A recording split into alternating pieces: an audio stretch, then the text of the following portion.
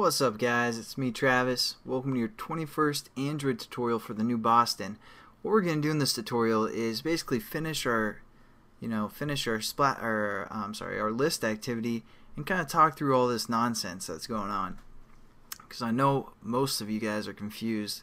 So the first thing we need to do is get rid of this error for the most part, and we're just going to go over and see what the error is. It says surround with a try and catch, because basically we could say whatever we want. We could say, starting point blah blah blah, and be like, yeah, create a class for that, and it's gonna be like, hey, you tried to trick me, there's no class like that, and I spent the past 4 hours trying to do that, and basically our application isn't gonna look like that. So we need to surround this with a try. So we're gonna go above here and type try and put a bracket, and then we're gonna also close off our try bracket right here after we try to start the activity, and then we get rid of that error. The next thing we need to do is catch an exception. For example, we're going to use the exception type class not found. So again, if this class is not found, it's going to give us that exception. So we're going to say catch, and then we have to define the exception within parentheses. And again, the exception type is called class not found exception. We're going to label this exception, or give this variable the type, the label E, and then we need to create a new bracket, and I'll try and keep all the brackets so you guys can keep track of everything. I remember that was kind of difficult when I was a new programmer.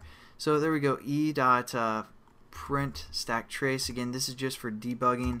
We'll get into this stuff later, probably, maybe. I mean, it's not too important. It's basically going to throw it around and not worry about it. So there we go, we kind of have our bracket set up. But now let's actually get into making this application useful, because now each time an item is clicked, it's just going to start up our starting point class.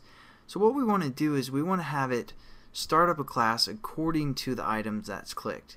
But before we actually do that, let me just do an overview of what this application is doing and what we set up.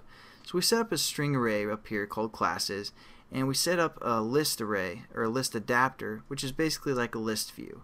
And within the list view, it has list items, which we defined here, just the standard kind of look of the list item here.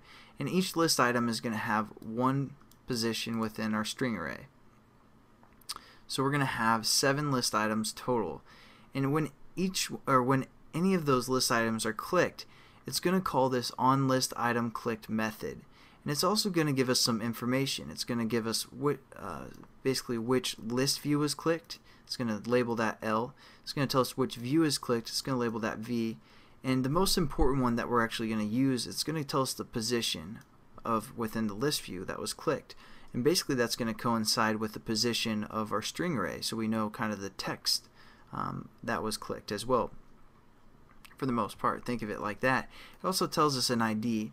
So what we're going to do is go right within these brackets here, and we're going to set up a new string.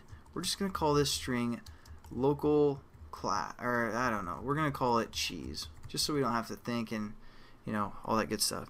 So what we're going to set this string equal to is basically, we're going to say like our classes array that we set up at the beginning, and we can set it up to something like 4, for example. And basically what this would be equal to, or this is the 4th position within our class array up here. So we have position 0, 1, 2, 3, and 4. So basically it's the same thing as saying, at the moment it's the same thing as saying this. So we don't want to actually do that, but that's kind of how this variable is going to work. Our cheese variable is going to be equal to just one spot of our classes array. But since we're getting the position, it's giving us that data, we can use this variable that they called position within this class. Oh, I'm sorry.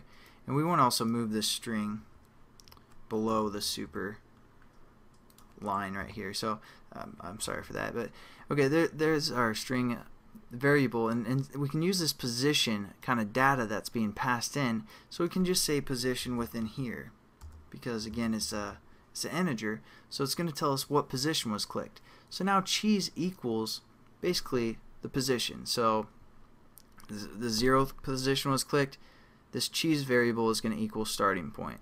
The 5th position was clicked, it's going to equal example 5.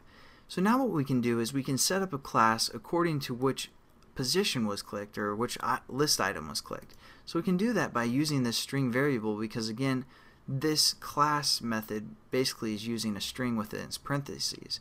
So what we can do is we can delete this, but still make sure you have your period there after your package name, and we can just say plus string, or I'm sorry, plus cheese. I was thinking of string cheese because that's delicious. But there we go. So now it's going to open or give this path to whatever list item was clicked. So if position 0 is clicked, it's going to say our package name plus starting point, and then it's going to create a class variable, and then it's going to set up an intent according to that class variable. Again, I showed you guys a new way to do it where it takes a context and then a class variable, and then it's going to start that activity. Now if we click, for example, position 5, again it's going to set this equal to examples 5, and it's going to try to set up a class variable for our package name example 5, but since we don't have that, we're going to get an error and it's not going to work, or it's not going to work, or I'm sorry, I said that twice. It's basically just not going to work since we don't have that class, and it's going to catch, or it's going to create an exception called exception not found, and we're just going to kind of log that within the debugger. So that's what that catch is doing. So hopefully that kind of made sense, guys. But that's kind of how you can use Java by, instead of typing a ton of lines of code, you can just kind of use these or get some information from a method and then use it within there to do that. The only other thing we're going to do real quick is set this up in the manifest. So we're going to go into the manifest, and I must have been messing around with this, so just going to fix it real quick. Your manifest should be looking like this. And so what we're going to do is we're just going to copy the starting point activity and paste it again below. And we're going to change this to our new class called menu. We're going to give this the action name menu. Then what we're going to do is we're going to open our splash class up here and change, instead of it starting up the starting point class, we want to start up this menu class. So we're just going to use the action name that we just set up in the manifest. So there you go. Now our application should be working. I'm just going to test it out, make sure I don't get any errors. And again, I know guys, I know this is probably confusing. You probably don't understand everything, or maybe even 5% of that list activity you guys understand. Don't worry, because it's going to get easier. We're going to get into some simple stuff in the next tutorial. So thanks again for watching, but there we go. We have our list activity started, and if we click like examples 1, 2, 3, it's not going to do anything. It's going to throw that exception. But if we click starting point, it's going to open up our starting point class.